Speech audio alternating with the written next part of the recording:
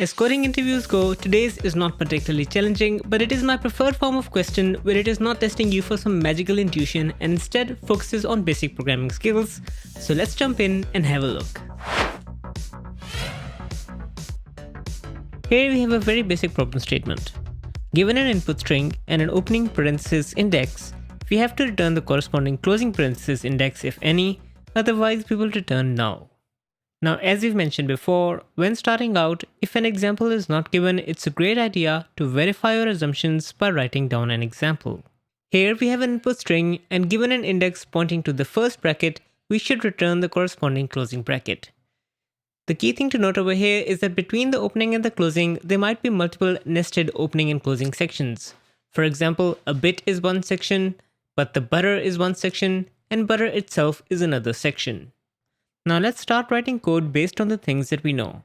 We are going to have a function that is going to take an input string and an opening parenthesis index, and then will return a closing parenthesis index if found, otherwise it will return null. Now before we start fleshing out the body with the actual search, we are going to write the worst case scenario where nothing is found by simply returning null. That's one case handled. Now let's take a step back and think about the search. We have to return when we find a closing bracket, but only if the number of closing and opening brackets between our start and end matches up exactly. We create a variable to maintain this unclosed opened nested index, and then start our loop at the opening index plus 1 and terminate before the end of the string, and in each iteration look at the current character. Now if this character is an opening parenthesis, then we've essentially started a new nested section and we incremented the nested opened count.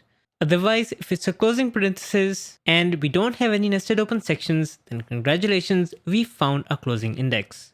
Otherwise, we are simply closing off an already opened nested section. And that is it. As you can see, it's a bit of code, but it's quite simple. There's nothing magical about it, but it tests a few simple concepts. For example, your ability to maintain a count of opened and closed parentheses, and your ability to loop through a portion of a string effectively. In terms of space complexity, we're not maintaining anything beyond the input string, so it is a constant O of 1.